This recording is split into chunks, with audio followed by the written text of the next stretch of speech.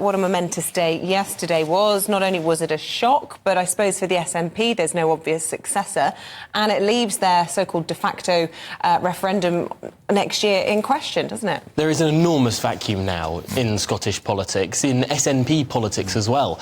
When Alex Salmond resigned back in 2014, it was an obvious succession track. There was an obvious protégé, there was no contested leadership election. Nicola Sturgeon stood for the leadership, no one dared challenge her, and she got in without a vote. This is entirely different. There hasn't been a contested leadership election in the SNP since 2004, and this will be the first real big test of what sort of personalities there are and what sort of different visions there are for taking the SNP forward. Nicola Sturgeon admitted yesterday in her Q&A session that really she had been a very big personality, and to some extent we haven't been able to see the other runners and riders of who may well take her place. But there are a few names going around in the mix, most of them in her own shadow cabinet. One of the big names, John Swinney, he actually served as leader between 2000 and 2004, but he was forced out after dismal European election results and a general lack of charisma.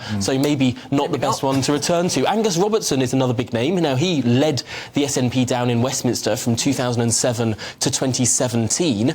He's seen as a strong debater, but since he's been back up in the Scottish Parliament, he's been Constitution Secretary. He presided over the disastrous rollout of the census, which had such a low take-up rate. It had to be extended for another length of time, which cost £10 million to the Scottish taxpayer. So not a great role in cabinet there. Another name, Humza Yousaf. He's the Health Secretary up in Scotland at the moment. He's had a bit of a sticky wicket presiding over long waiting times over NHS, but also in his previous role as Justice Secretary, he produced the so-called hate crime bill, which was a big controversial piece of legislation, ended up being amended because it was so draconian in its crackdown on speech.